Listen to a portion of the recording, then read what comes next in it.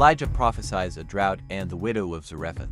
Elijah the Tishbite, who lived among the settlers of Gilead, confronted Ahab, saying, "As surely as the Lord, the God of Israel, lives whom I serve, there will be a severe drought in the land for several years. Not a drop of dew or rain will fall until I command it." The Eternal said to Elijah, "Leave quickly from here. Go east, and hide near the brook Cherith, which is across the Jordan River. You can drink fresh water from the brook, and I will command the ravens to feed you." Elijah obeyed the voice of the Eternal. He settled near the brook Cherith, east of the Jordan. The ravens brought him food in the morning and evening, and he drank water from the brook. After some time, the brook dried up because of the lack of rain. Then the Eternal said to Elijah, "Go to Zarephath in Sidon and stay there. I have commanded a woman who lives there to provide you with food." So he went to Zarephath, and at the entrance of the town, he found a widow gathering sticks. He asked her, "Please bring me a jar of water, for I am thirsty." As she went to fetch the water, he said, "And please bring me something to eat." She replied, "As surely as the Eternal your God lives, I swear that I have nothing to eat. I only have a handful of flour in a jar and a little oil in a jug. I'm gathering sticks so I can prepare a meal for my son and myself, and then we will die." Elijah said to her, "Do not worry. Do what you said, but first, make me a small loaf of bread and bring it to me. Afterward, make a meal with what remains for you and your son. For this is what the Eternal, the God of Israel, says, the jar of flour will not run out, and the jug of oil will not be emptied until the Eternal sends rain upon the land and ends this drought." She went and did exactly as Elijah had instructed, and it happened just as he had said. Every day there was food for her and her son. The jar of flour did not run out, and the jug of oil did not dry up. The promise of the Eternal was fulfilled exactly as Elijah had spoken. Some time later, the widow's son became ill. The illness worsened, and eventually, he stopped breathing. The woman said to Elijah, "O man of God, have you come here to remind me of my sin and kill my son?" Elijah responded, "Give me your son." He took the boy from her arms and carried him to the room where he was staying. He laid the boy on the bed and prayed, "O Eternal, my God, have you brought this tragedy upon this widow who has taken me into her home? Have you taken the life of her son?" He stretched himself over the child 3 times, praying, "O Eternal, my God, restore the breath to this child." The Eternal heard Elijah's prayer, and the boy came back to life. Elijah picked up the boy, brought him downstairs, and gave him to his mother. He said, "Here is your son, he is alive." The woman said to Elijah, "Now I understand. You are truly a man of God. When you speak, it is the Eternal who speaks." Elijah challenges the prophets of Baal after a long time. In the 3rd year of the drought, the word of the Eternal came to Elijah, "Present yourself to Ahab, for I will send rain upon the land." Elijah set out to meet the king. By that time, the situation was dire in Samaria. Meanwhile, Ahab was speaking with Obadiah, the palace administrator, a man who feared the Eternal.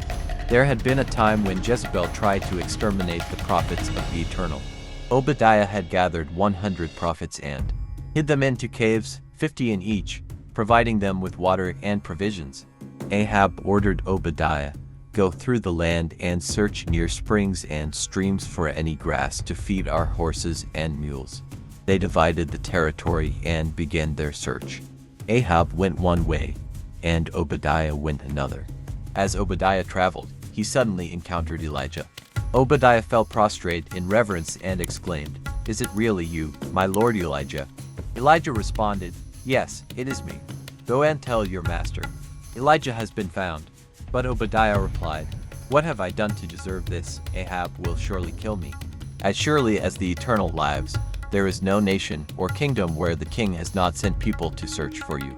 When they returned empty-handed and swore they could not find you, Ahab made those nations swear you were not there. And now you tell me to go and say to my master, Elijah has been found.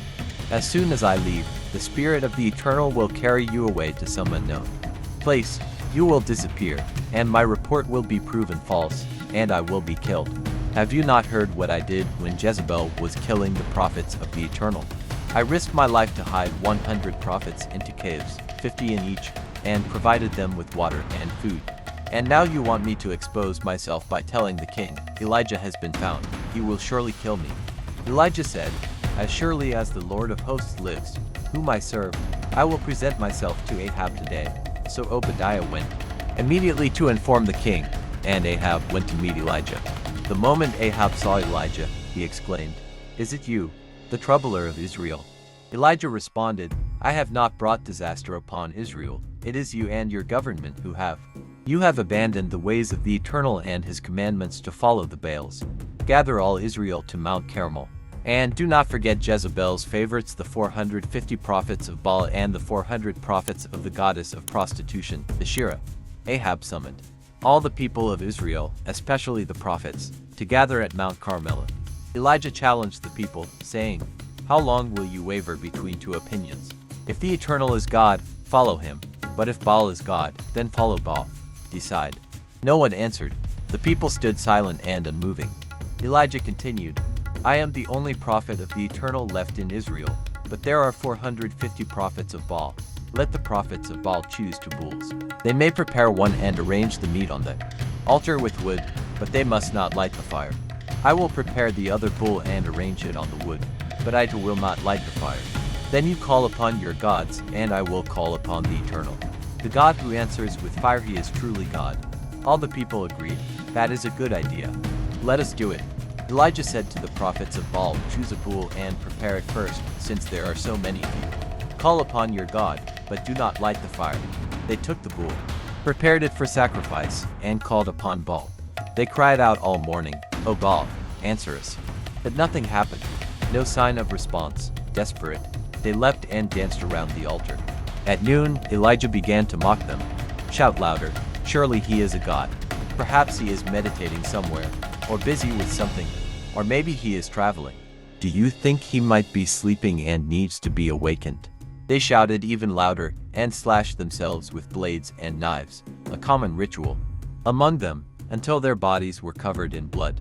They continued like this until evening, performing all the rituals and tricks they knew, but nothing happened. No response. Finally, Elijah said to the people, "Enough.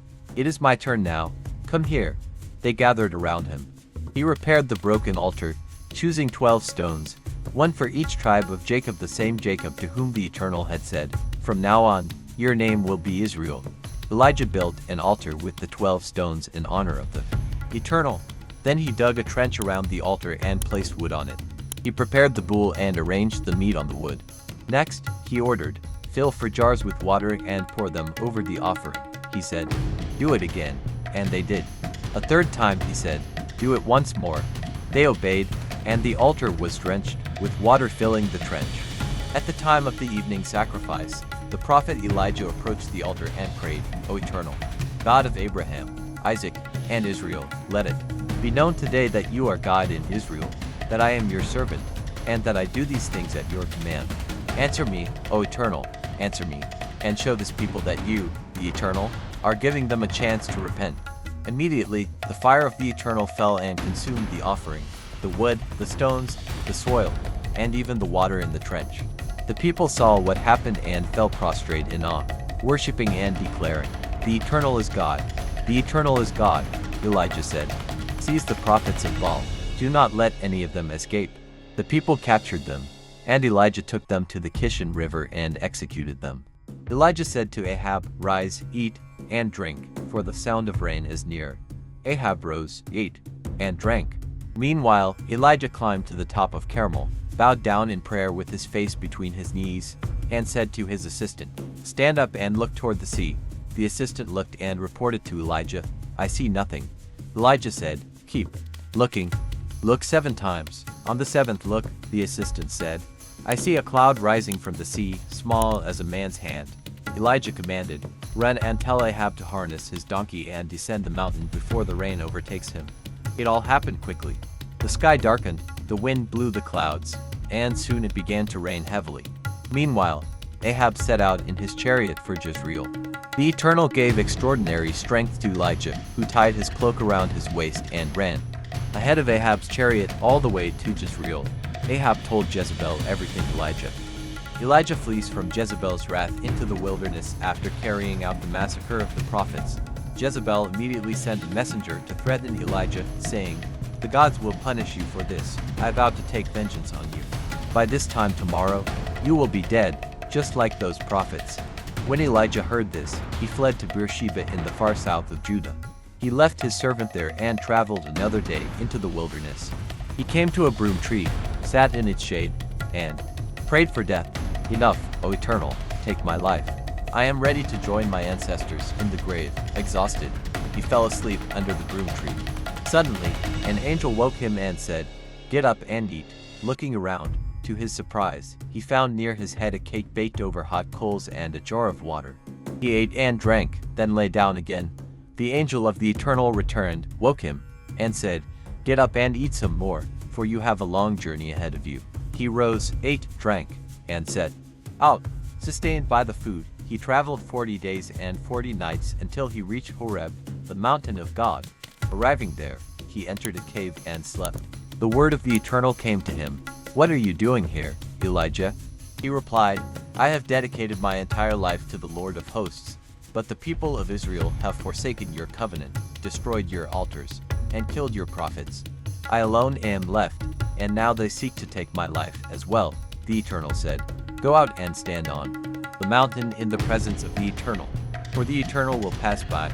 A great and powerful wind swept through the mountain, shattering the rocks before the Eternal. But the Eternal was not in the wind. After the wind came an earthquake, but the Eternal was not in the earthquake. After the earthquake came fire, but the Eternal was not in the fire.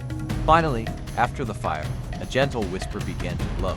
When Elijah felt the whisper, he covered his face with his cloak, went to the entrance of the cave, and waited there. A soft voice asked, "Elijah, tell me again, what are you doing here?" Elijah repeated, "I have dedicated my entire life to serving the Eternal, the Lord of hosts, but the people of Israel have forsaken your covenant, destroyed your altars, and killed your prophets.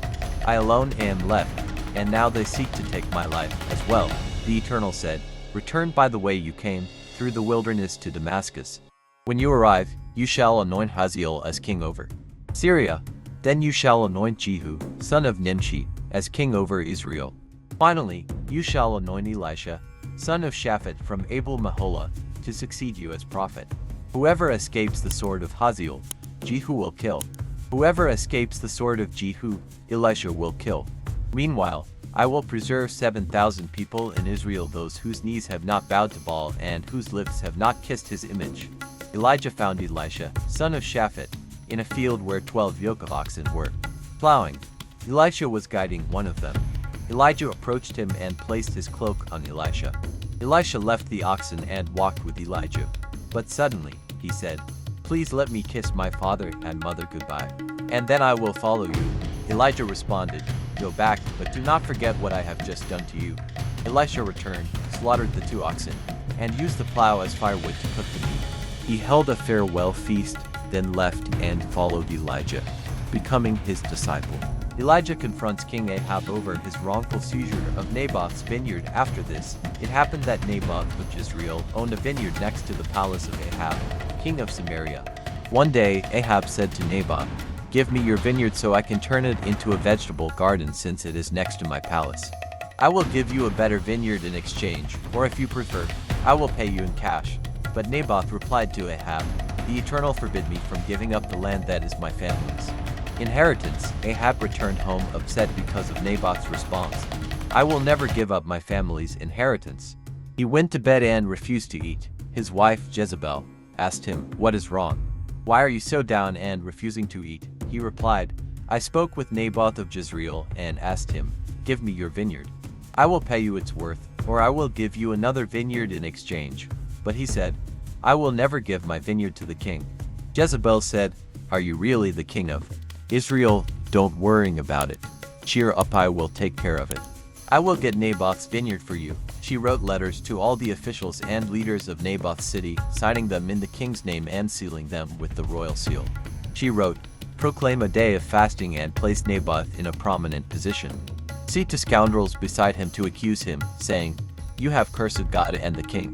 Then they will take him outside the city and stone him to death." That is exactly what they did. The most influential men of the city followed Jezebel's instructions as written in the letter. They proclaimed a day of fasting and placed Naboth in a place of honor before everyone. 2 men falsely accused him, saying, "He has cursed God and the king." They took him outside the city and stoned him cruelly. When Jezebel heard that Naboth had been stoned to death, she said to Ahab, "Take possession of Naboth's vineyard in Jezreel. The vineyard he refused to give you. Naboth is dead." When Ahab heard that Naboth was dead, he went to take possession of the vineyard. The word of the Eternal came to Elijah the Tishbite, "Arise and go down to meet Ahab, king of Israel, who is in Samaria. You will find him in Naboth's vineyard, where he has gone to take possession of the property. Say to him, 'This is what the Eternal says. What is this? First murder, then theft.' Then say to him, 'This is what the Eternal says. In the same place where the dogs licked the blood of Naboth, they will lick yours too.'" Ahab said to Elijah, "Have you found me, my enemy?" Elijah responded, "Yes, I have found you, and because you have sold yourself to do evil in the sight of the Eternal, he declares, I will destroy you and wipe out your descendants, killing every male related to the house of Ahab. I will do to you what I did to Jeroboam son of Nebat and Baasha son of Ahijah, for you have provoked my anger by leading Israel into sin. As for Jezebel, the Eternal says, the dogs will devour Jezebel near the wall of Jezreel. All who belong to Ahab's household who die in the city will be devoured by dogs, and whoever dies in the field will be eaten by birds of the sky." Ahab, influenced by his wife Jezebel, committed every kind of sin against the Eternal. He was worse than all his predecessors, engaging in wicked acts before idols, like the Amorites whom the Eternal had driven out of the land. When Ahab heard the words of Elijah, he tore his clothes, put on sackcloth, and fasted. He even slept in sackcloth and walked around humbly. Then the Eternal said to Elijah the Tishbite, "See how Ahab has humbled himself before me. Because of this, I will not bring the disaster during his lifetime but will postpone it until the reign of his son after Ahab's death. Moab will rebel. Elijah is called to confront King Ahaziah. Ahaziah rebelled against Israel. One day, Ahaziah fell from the balcony of his upper room in the palace at Samaria and was seriously injured. Because of this, he sent messengers to consult Baal-zebub, the god of Ekron. "Will I recover from this accident?" Then the angel of the Eternal said to Elijah the Tishbite, "Arise and go meet the messengers of the king of Samaria and say to them, Is it because there is no God in Israel that you are going to consult Baal-zebub, the god of Ekron? Therefore, this is what the Eternal says. You will not rise from that bed. You will die there as if already dead." Elijah delivered the message and went away. The messengers returned, and the king asked, "Why have you returned so quickly? What happened?"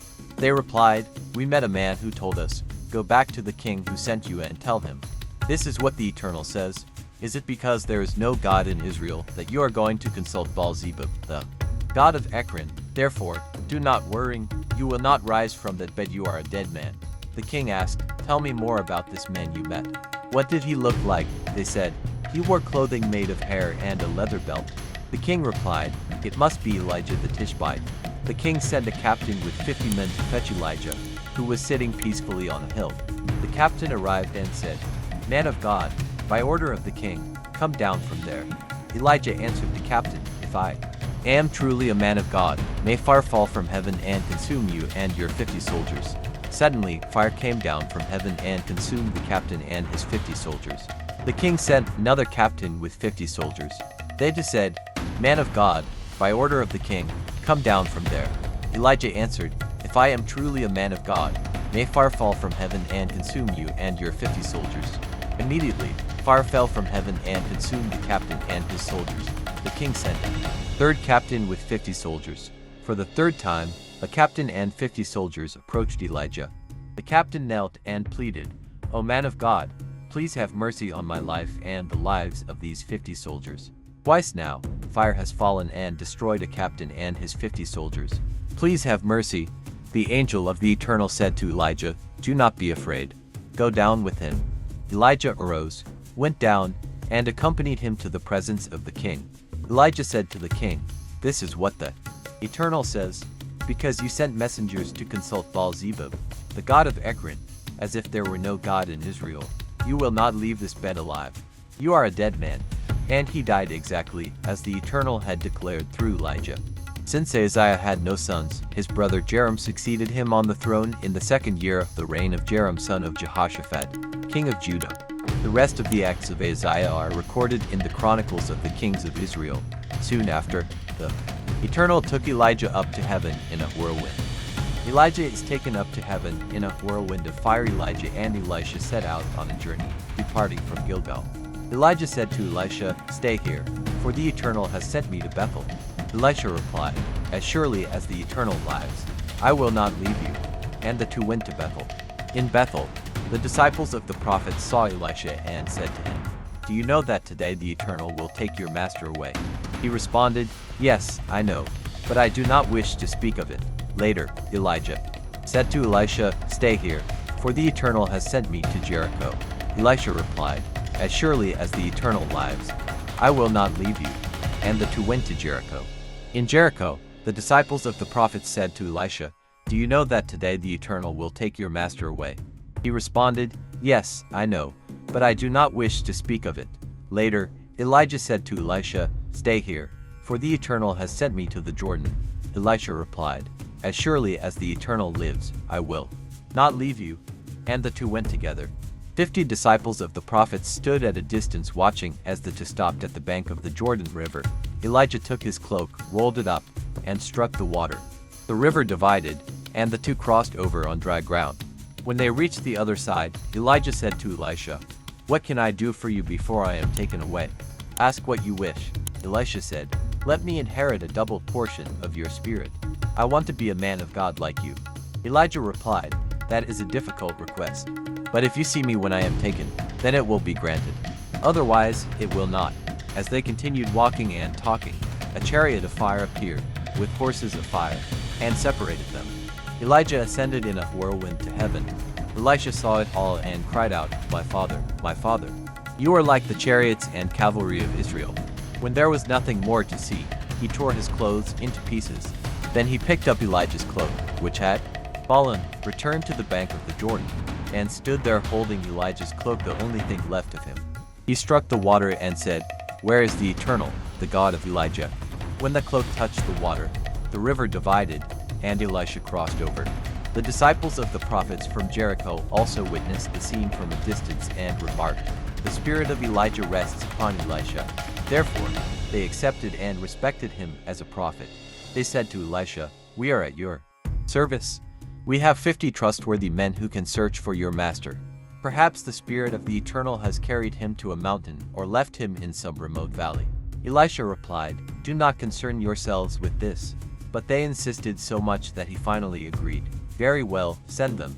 They sent the 50 men, who searched for 3 days through every possible place, mountains and valleys, but found no trace of him. Finally, they returned to Jericho, where Elisha was. He said, "Did I not tell you? Now do you believe?" On another occasion, the leaders of the city said to Elisha, "Master, you can see for yourself how our city is well located, but the water is polluted, and the vegetation does not grow." He said, "Bring me a new bowl with some salt in it." They brought the bowl, and he went to the spring, threw the salt in, and prophesied, "This is what the Eternal says. I have purified this water. It will never again cause death or contaminate the land." Indeed, the water was purified and remains clean to this day, as Elisha had said. On yet another occasion, Elisha was on his way to Bethel when some youths came out of the city and began mocking him, saying, "Hey, Baldy, go away." Elisha turned, looked at them, and cursed them in the name of the Eternal. 2 bears came out of the forest and attacked them, mauling 42 of the youths. Elisha then went up to Mount Carmel and later returned to Samaria.